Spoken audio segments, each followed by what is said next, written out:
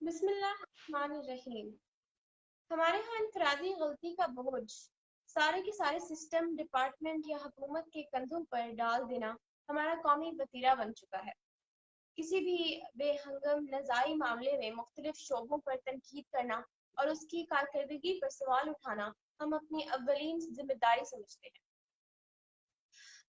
हालात और वाक़यात को मद्देनज़र रखते हुए ऐसा मालूम होता है कि अगर किसी को छींक भी आ जाए तो उसकी कसूरवार भी हुकूमत या वो महकमा है जो मीडिया की सुर्खियों की ज़ीनत बना हुआ हो।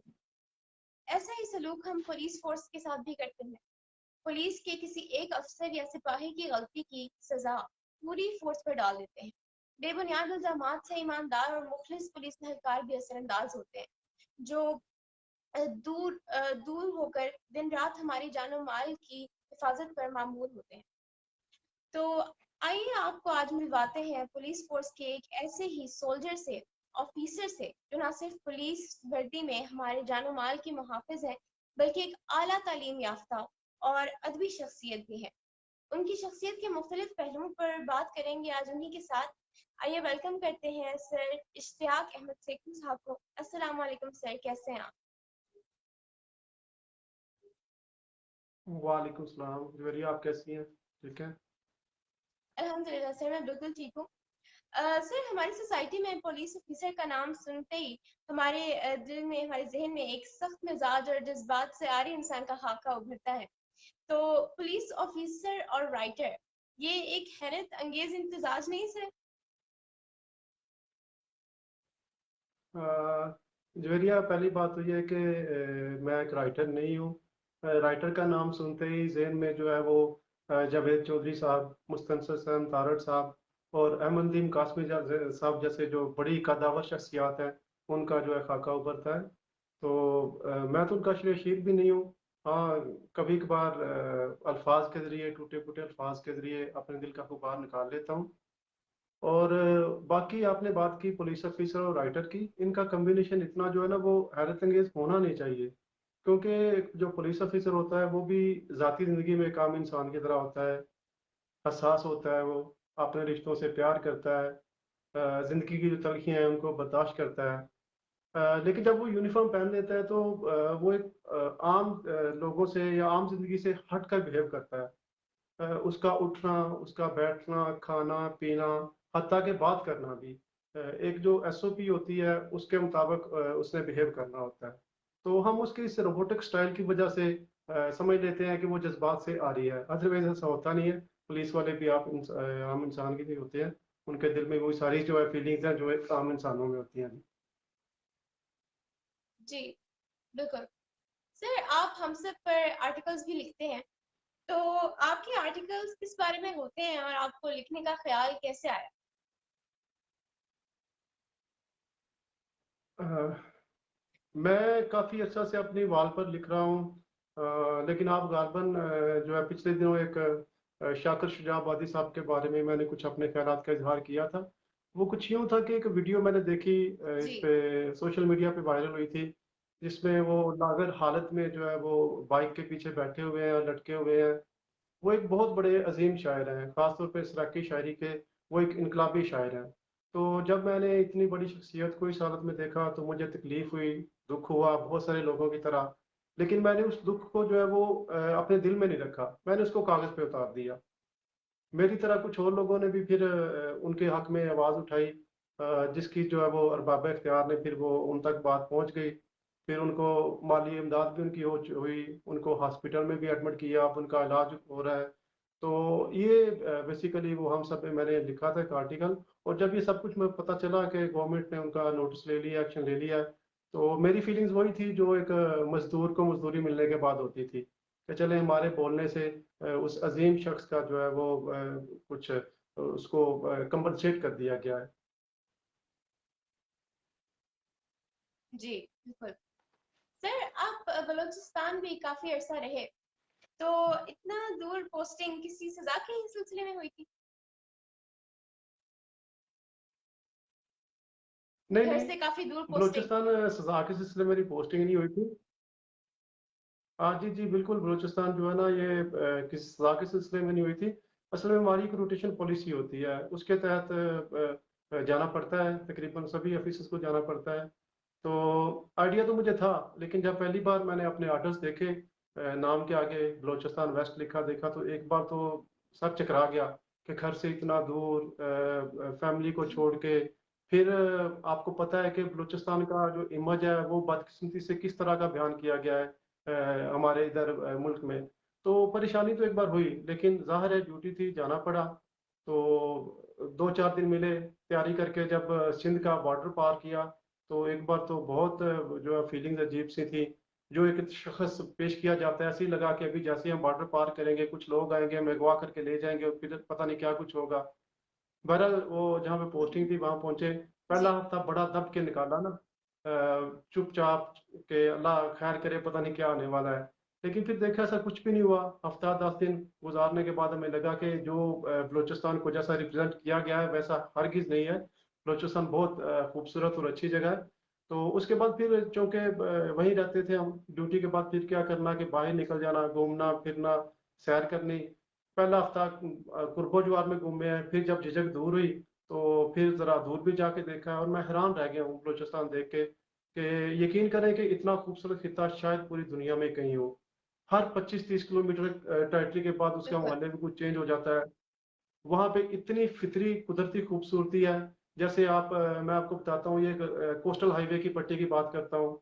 वहाँ पे प्रिंसेस ऑफ होप है, कुंड मलीर का बीच है, दुनिया के खूबसूरत तरीन बीचेस में एक है। फिर स्फिंक्स ऑफ बलूचिस्तान जो अबुल हॉल का मुजस्मा बना हुआ है मिस्र में, उसकी सेम डुप्लीकेट कापी, अल्लाह ताला की शान है, वहाँ पे बलूचिस्तान में कुदरती तौर पर बनी हुई है। उसके बाद फिर हंगोल नेशनल पार्क के अंदर फिर मड जी वल्केनोज हैं बहुत सारे। कहा जाता है कि वहाँ पे दुनिया का सबसे ऊंचा मड वल्केनो जो है वो बलूचिस्तान में है, और मैंने देखा भी है। काफी एक बार खौफ आता है ऊपर चढ़ते हुए। फिर केव सिटी है, इतनी ज्यादा खूबसूरती है कि मैं उसे देखकर हैरान रह गया, और फिर मैं वहां पे मैंने लिखने का शौक मुझे वहीं पे हुआ। सारा दिन जो सैर करते थे, फिर शाम को जब वक्त मिलता तो उसको मैं लिखना शुरू कर देता था। अच्छा, इस सिलसिले में फिर मुझे जो है ना, मुझे अप्रिशिएट बड़ा किया गया। दुनिया पाकिस्तान के मुख्तलिफ कोनों से मुझे फ़ोन आए कि सर हम तो बलूचिस्तान के बारे में बड़े खौफजदा थे, ये जो चीज़ें आप दिखा रहे हैं बता रहे हैं, क्या ये वाकई बलूचिस्तान में है? हम इनको देखना चाहते हैं, हम इनको विजिट करना चाहते हैं, हम इनको, आप हमें जो है वो गाइड करें। इवन यहाँ के कहते हैं आप हमें, हम आपको पे करेंगे, आप हमें सिर्फ थोड़ा गाइड कर देंगे ये चीज़ें कहाँ पर है, जो टूरिस्ट जो देखने के घूमने के शौकीन थे। बहरहाल मेरा वो बलूचिस्तान का तजर्बा बहुत अच्छा रहा। और फिर हत्ता के डिपार्टमेंट से भी बहुत सारे लोगों की कॉल आई, यार हम तो वेट कर रहे हैं कि हमारी बलूचिस्तान में पोस्टिंग कब होगी। तो ये डिपेंड करता है, आप एक को कहते हैं इंसान अपनी जन्नत भी खुद बनाता है, जहन्नम भी खुद बनाता है। तो अगर आप पॉजिटिव लें तो आपको हर जगह पे कुछ ना कुछ जो है वो अच्छा मिल जाता है। बिल्कुल। सर मुझे ये भी पता चला है कि आप पूरा पाकिस्तान घूम चुके हैं। तो सर सैर सेहत का शौक आपको कैसे पैदा हुआ? सैरो सेहत का बस कोई टीन एज में, वो 18-19 साल की उम्र थी, तो मुझे इत्फाकन कश्मीर जो है वो मैंने विजिट किया, मुजफ्फराबाद। पहली बार वहां पे जाके पहाड़ देखे, झीलें देखी, मुजफ्फराबाद से थोड़ा आगे, तो बड़ा अच्छा लगा। तो फिर उसके बाद गाहिब गाहिब जब भी मुझे फुर्सत मिलती तो मैं निकल जाया करता था। फिर जब डिपार्टमेंट में आया, ये वैसे ही हमारा फेडरल डिपार्टमेंट है, तो यहाँ पे मुझे ज़्यादा चांसेस मिले। सिंध बलोचिस्तान सारे सूबे जो है फिर वो उनको मुझे एक्सप्लोर करने का मौका मिला। तो मैं बस इसी सिलसिले में, इसमें डिपार्टमेंट ने मेरी बहुत मदद की। जब पोस्टिंग होती थी तो मैं पोस्टिंग को सजा के तौर पर नहीं लेता था, मैं उसको एक अपॉर्चुनिटी के तौर पे लेता था। तो देखें, जी लोग अपने शहर से राइट। निकलने के लिए क्या करते हैं, फ्यूल अपना खर्च करते हैं, छुट्टी लेते हैं, पैसे लगाते हैं, फिर होटलों के अखराजात, हमें सब कुछ वहाँ पर रिहाइश भी मिल जाती है, कुछ थोड़ा बहुत टी भी मिल जाता है। और मैं उस चीज़ को पॉजिटिव लेता था अगर कहीं दूर पोस्टिंग होती थी। तो बस इसी सिलसिले में मैं तकरीबन सारा पाकिस्तान घूम चुका हूँ, कुछ डिपार्टमेंट के बिहाफ पे और कुछ अपने शौक की वजह से। तो सर ऐसा कौन सा यादगार टूर था जो आपको बहुत इंटरेस्टिंग लगा? टूर तो देखें तकरीबन बहुत सारे हैं, बयान करना है लोगों तो काफ़ी टाइम उसके लिए रिक्वायर्ड होगा। जैसे मैं बताऊं कि एक बार हम जा रहे थे बालाकोट के करीब, अगस्त का महीना था। तो बारिश की वजह से फिसलन हो रही थी, हमारी गाड़ी स्लिप हो गई, स्लिप होकर दरिया में गिरने लगी थी। लेकिन वो आगे लकड़ी का एक पुल होता है, उसका आगे पिलर था, उसको टकराई और दरिया में हम नहीं गिरे। वो एक बड़ा ही खौफनाक सीन था। आधा घंटा तो मैं समझ नहीं हमारे साथ हुआ क्या है। अगर दरिया में गिर जाते तो फिर वो हमारा आखिरी टूर था। उसके बाद फिर दरिया कुनहार में हम राफ्टिंग कर रहे थे वो किश्ती के अंदर, तो वो किश्ती लहरों में फंस गई। जैसे ही लहरों में फंसी है, थोड़े उसने चक्कर लगाए हैं तो हम खौफजदा हो गए। ठंडा पानी, वो सितंबर का महीना था, तो बस जो चीखें भी मारी, बड़ा कुछ किया। अगर वो कहीं फुटेज रिकॉर्ड हो जाती तो फिर वो अजीब ही सीन था। तो अगर मैं बयान करूं सबसे जो खतरनाक कह जी लें, मजेदार कह लें, वो था नक्याल का। मैं बताता हूँ आपको। एक बार मेरे कुछ जानने वाले थे, उन्होंने जी नक्याल जो है कश्मीर में ऑफर की कि आप फैमिली के साथ नक्याल आए, हमारे पास रहे। मैं चला गया नक्याल। जब गया तो वहां पे देखा तो कोई सीनरी कलाम और चित्राल में एक्सपेक्ट कर रहा था, लेकिन वहां पे नॉर्मल से पहाड़ थे, इतनी ज्यादा खूबसूरती नहीं थी। तो मुझे थोड़ी मायूसी हुई कि यार इतना मैं जो सोच के आया था है नहीं। लेकिन वहाँ पे फ्रूट के बागात बहुत ज्यादा थे, हर तरह का। इवन मैं आपको बताऊं कि मैं जाते हुए इधर से अपने शहर से गुजरांवाला से बड़ी महंगी खुबानी लेके गया, और शायद आलू बुखारा भी लेके गया। वो जैसे हमारे यहाँ एक रवायत है कि जाते हुए फ्रूट लेके जाते हैं। तो मैंने जब देखा कि उनके घर में एक आलू बुखारे का दरख्त है, बाहर चार पांच खुबानियों के दरख्त है, और वो नीचे वहाँ जानवर भी नहीं खा रहे थे। मैंने कहा यार ये तो मैंने पैसे जाए किए हैं, इनको क्या फ्रूट की कदर है, इतना ज्यादा फ्रूट है वहां पे ना नक्याल में। बहरहाल गए, जाके जो भी है तैयारी शरीर सारा सामान वगैरह अनलोडिंग की, खाना शाना खाया, सो गए। रात के तकरीबन कोई 12 बजे के करीब मुझे एक गोले की आवाज, ठा की आवाज आई। मुझे कहा शायद कोई वजह होगी होगी, टायर फट गया होगा। अभी 10-15 सेकंड गुजरे हैं, फिर ठा हुई है। जी मैं बाहर निकला, मैंने कहा क्या सीन है। जब बाहर निकला तो देखा कि उसके बाद एक लामतराही सिलसिला शुरू हो रहा है। इधर से मशरक से वो लाइट के जो है वो गोले से आते हैं और मगरब पे गुजर जाते हैं सर के ऊपर से। मैं परेशान हो गया, पता नहीं क्या सीन है। जी मैं ख्याल था मेरा कि दाएं बाएं से घरों से लोग निकलेंगे, कोई बंदा घर से बाहर नहीं निकला। मैंने क्या किया कि मैंने वो जो हमारे मेजबान थे तारिक साहब, उनको फोन किया। मैंने कहा ये भाईजान ये क्या सीन है, ऊपर से ये कुछ चीज गुजर रही है। कहते हैं चुप करके सो जाए, ये यहाँ का मामूल है। ये यहाँ से थोड़ा दूर बॉर्डर है, लाइन ऑफ कंट्रोल है, तो ये थोड़ा बहुत शुगल मुगल होता रहता है, कुछ नहीं होता। मैं उनके लिए शुगल मुगल इतने इतने बड़े बड़े शेल्फ, जी मैं तो परेशान हो गया। बहरहाल क्या करता, उन्होंने फोन, ऐसे जैसे बंदा जान छुड़ाता है, नींद उनको आई हुई थी, उन्होंने फोन बंद कर दिया। वो तो फोन बंद करके सो गए। अब मैं क्या करूं। अच्छा, मैं कोई सोता जागता सारी रात गुजारी। सुबह हुई तो मैंने उनको कहा कि मैंने कहा ये तो मैं तो वापस जा रहा हूँ, मैं तो नहीं रह सकता। कहते नहीं नहीं, आप 2-3 दिन रहे आदी हो जाएंगे, ऐसा कोई सीन नहीं, कभी नहीं, कभी कभार इधर इधर शल गिरता है, कुछ ज्यादा नहीं गिरते। तो मैंने कहा शल को क्या पता, वो कभी कभार हो सकता है आज ही गिर जाए, आज रात गिर जाए, हम तो गए। लेकिन बार उन्होंने काफी तसल्ली दी। उनकी तसल्ली से क्या हुआ कि मैंने कहा चलो इतना दूर सफर करके आए, छुट्टी भी ली हुई है, गुजार लेते हैं। 2-3 दिन में क्या हुआ कि हम भी किसी हद तक यूज टू हो गए। मैंने कहा यार यहाँ पे आए हुए हैं तो कुछ कुछ मुनफरिद चीज यहाँ पे क्या है। कहते हैं यार मुनफरिद तो कुछ नहीं, यहाँ से बॉर्डर पास जो है ना, बॉर्डर के पास हमारे मामू का घर है, वो पाकिस्तान का आखिरी घर है, वो देखते हैं। मैंने कहा बॉर्डर के बिल्कुल करीब, हाफिज बॉर्डर के करीब। वो कहते हैं वो पाकिस्तान की जो बाउंड्री है ना, पाकिस्तान और इंडिया की, उसके दरमियान घर है, वो बाउंड्री के दरमियान है। तो वहाँ का एक इशू है कि वहाँ पे जो है जी ना अकेला बंदा, अजनबी बंदा नहीं जा सकता। तो अजनबी बंदा जो है उसको हिट कर देते हैं। तो मैंने कहा अगर अजनबी बंदा नहीं जा सकता, मुझे बताने की क्या वजह बनती है। कहते हैं ऐसा कि फैमिली साथ ले जाए ना, तो वो यही समझता है कि ये फैमिली है तो मिलने आए हुए हैं। मैंने कहा चलें जी, रिस्क ले लेते हैं। बहरहाल वो गाड़ी ली, वो 2-2.5 घंटे का सफर किया।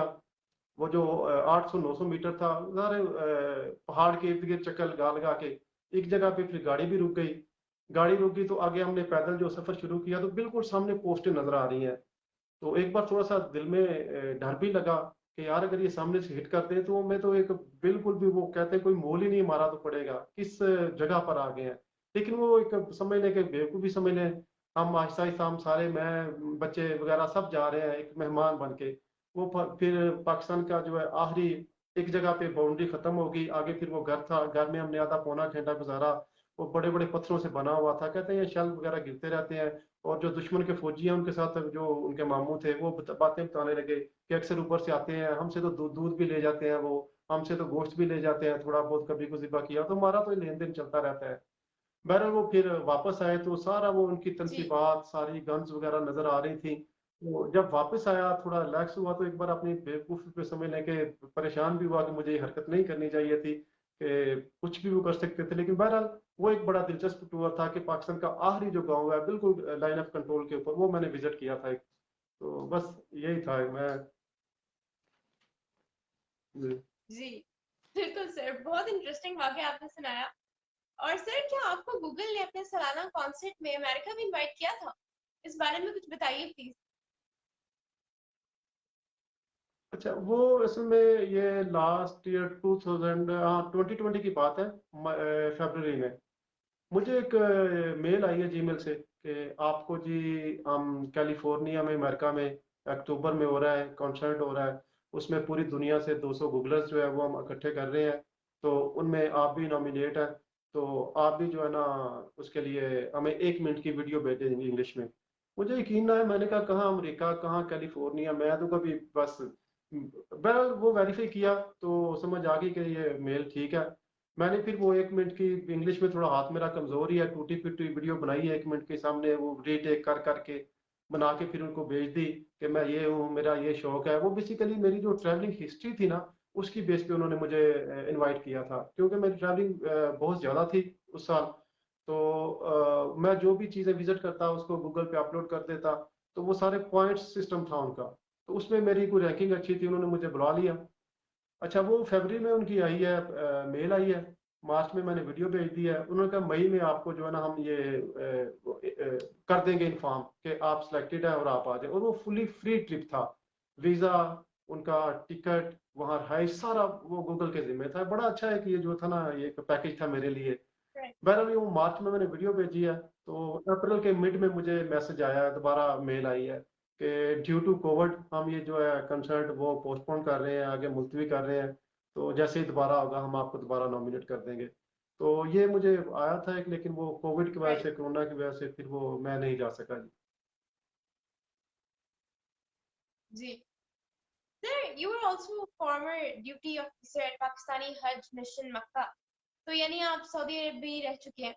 तो सर, सबसे पहले तो बताइए कि हज मिशन क्या होता है और आप यहाँ कैसे आए सर? अच्छा, हज मिशन, मैं भी समझ लें कि हमारे यहाँ पाकिस्तान में यही कंसेप्ट है, ये बाकी ममालिक में तो नहीं है, कि जब बूढ़े हो जाते हैं, मैं भी जब बूढ़ा हो जाऊंगा तो मेरे बच्चे जो कहेंगे अब्बा जी को चलो जी हज पे भेज दें, जब वो चलने के काबिल नहीं रहता। तो मुझे भी कुछ ना हज के बारे में नहीं पता था, ना कभी इंफॉर्मेशन ली थी कि हज क्या है, ये सारा मतलब ये तो पता था कि इस्लामी रुकन है, लेकिन वहाँ पे सिस्टम क्या है इसका मुझे नहीं पता था। तो एक दिन मैं रूम में सोया हुआ हूँ ऑफिस में, तो मेरे कोलीग है शहबाज साहब, दोपहर के मेरे को 1 बजे का वक्त था, ये 2016 की बात है, मई की गालबन। तो उठाया तो कहते हैं मुबारक हो हाजी साहब। मैंने कहा हाजी एक तंज के तौर भी कहते हैं, मैं परेशान हो गया, पता नहीं अब हाजी कह रहे हैं, अल्लाह खैर करे क्या हो गया है। मैंने कहा क्या हुआ है।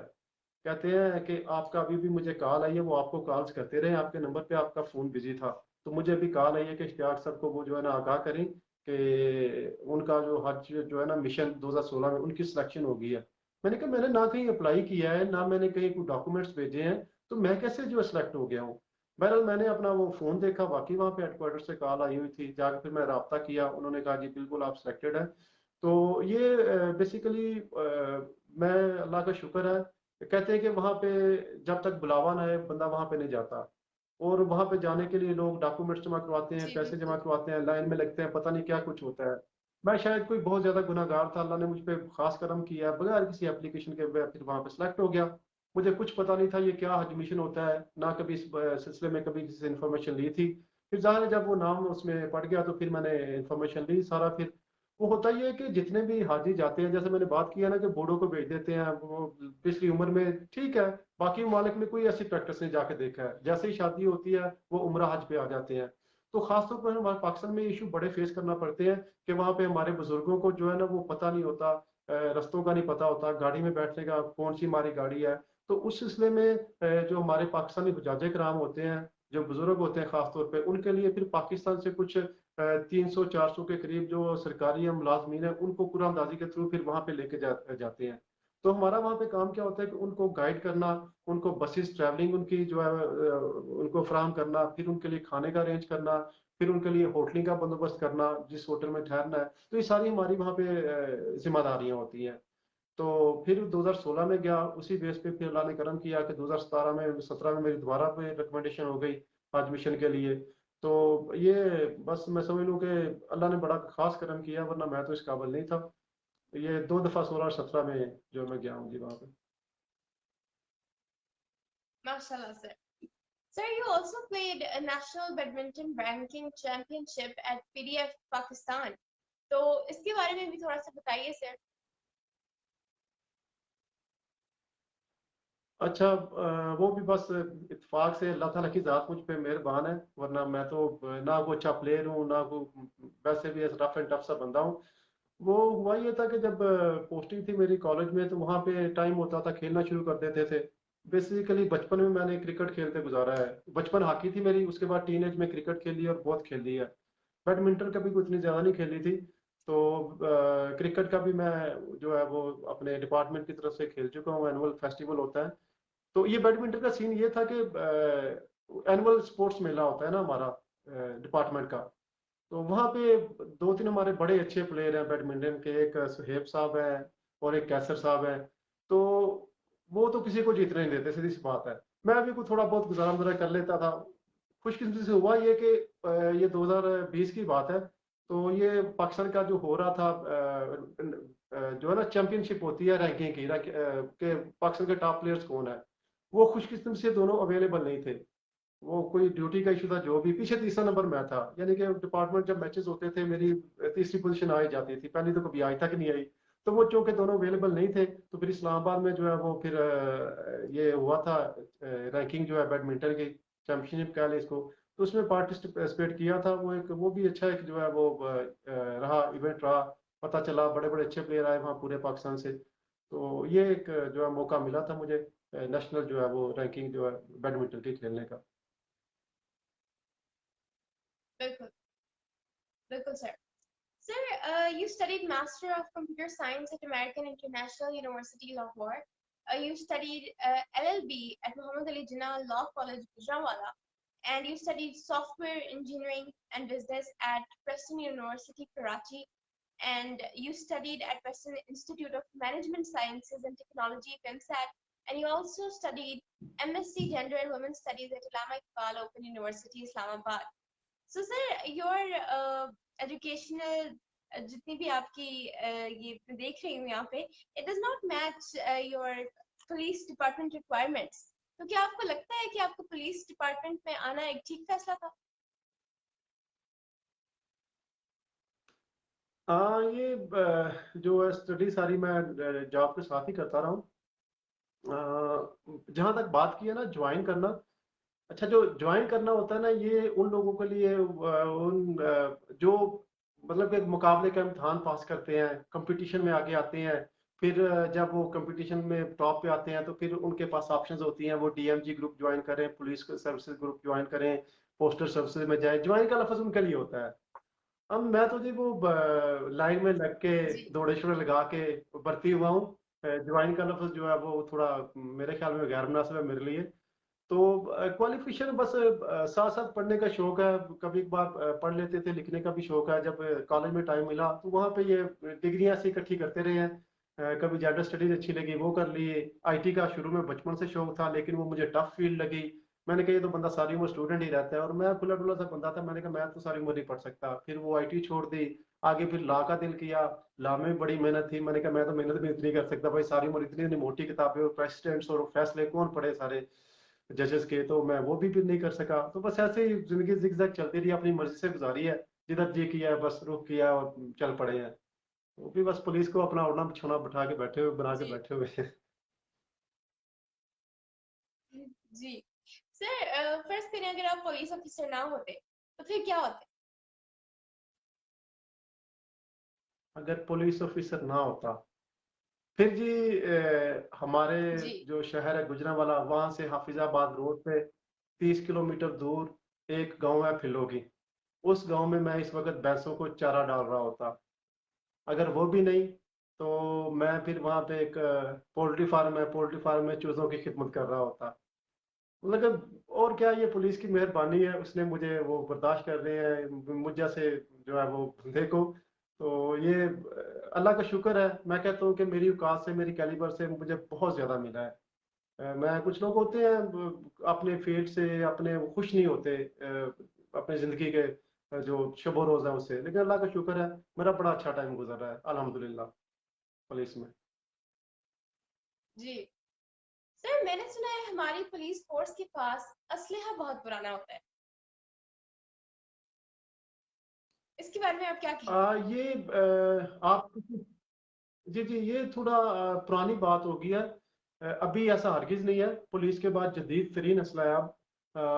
अगर मैं बात करूं अपनी, तो हमारे कॉलेज में जो है, जहाँ पे ट्रेनिंग सेंटर्स को कह लें, वहाँ पे हमारे पास सिमुलेटर्स हैं फायरिंग के हवाले से, वेपन के हवाले से। करोड़ों रुपए की मालियत के सिमुलेटर है वहाँ पे। मुख्तलिफ किस्म के इवन सिनारियोज हैं कि अगर आपको रश में किसी से मुठभेड़ हो जाती है, मुकाबला करना पड़ जाता है। अगर आप कहीं रोड पर या कहीं उजाड़ है, यानी कि हर तरह के सिनारियोज हैं, उनमें प्रैक्टिस करवाई जाती है। वहाँ पे बेहतरीन उनको जो है वो टैक्टिक्स सिखाए जाते हैं। फिर जब वो सिनारियोज वो विजुअल जो क्लियर कर लेते हैं फायरिंग, उसके बाद उनको प्रैक्टिकल फायरिंग करवाई जाती है। फिर हमारे पास गाड़ियों में जदीद तरीन एस एम जीज और G3s होती हैं, ग्लॉक और ब्रीटा पिस्टल्स है। ऐसी बात नहीं है, पहले कभी होती थी 303 वगैरह गन्स होती थी जो चलती नहीं थी, गोरे अंग्रेज के जमाने की जंग आलूद। अब अल्हम्दुलिल्लाह फुल्ली इक्विप्ड है और हर तरह के हालात का सामना करने के लिए तैयार है पुलिस। राइट सर, चलती गोलियों में अपने आसाब पर काबू पाकर डाकुओं से मुकाबला करना डर नहीं लगता सर? अच्छा, इसमें मैं अगर कहूँ तो यूनिफॉर्म का जवेरिया बहुत कमाल है। वैसे अगर मैं बात करूं तो जाती जिंदगी में मैं, हो सकता है खराश देख के भी खून की डर जाऊं कि यार हाय खून निकल रहा है, लेकिन नहीं। जब हम यूनिफॉर्म पहन लेते हैं तो एक तरह से एतमाद आ जाता है कि हमने ये करना है। हमें कुछ ट्रेनिंग भी हमारी इस तरह की होती है कि आपने हर तरह के सिचुएशंस को, हालात को, उनको फेस करना है। और फिर वही बात है, जब यूनिफॉर्म पहना होता है तो ऐसा भी होता है कि अल्लाह माफ करे, रोड पे एक्सीडेंट्स होते हैं हमारे, ज़्यादातर रोड से पाला पड़ता है। लाशें भी उठाई हैं, फिर वहाँ पे टुकड़े भी जिस्म के इकट्ठे किए हैं, दिल सख्त हो जाता है, करना पड़ता है। और फिर जब रोड पे हैं, अगर कोई शर्त पसंद नासर है, उनसे वास्ता पड़ गया, पाला पड़ गया, तो फिर सीधी सी बात है, भाग तो नहीं सकते वहां पे। अल्हम्दुलिल्लाह मुकाबला करते हैं, बहुत सारे शहीद भी हुए हैं हमारे पुलिस ऑफिसर्स, जख्मी भी हुए हैं, सारी सारी जिंदगी के लिए रोग लग जाता है। लेकिन मैं बात जहाँ शुरू हुई थी, यूनिफॉर्म जो है इसमें कमाल है, हमारा कमाल नहीं है। यूनिफॉर्म पहनते हैं तो हौसला भी आ जाता है और फिर दलेरी भी आ जाती है। तो ट्रेनिंग भी हमारी इसी पॉइंट ऑफ व्यू से होती है कि जब आपने यूनिफॉर्म पहन लिया है तो अब आपने हर तरह के हालात का जो है सामना करना है, और अल्हम्दुलिल्लाह करते हैं हम।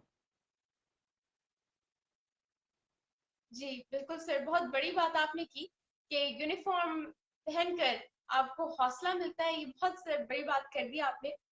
Sir, former business analyst at Citibank भी आप रहे, and former software programmer at Unilever Pakistan private limited.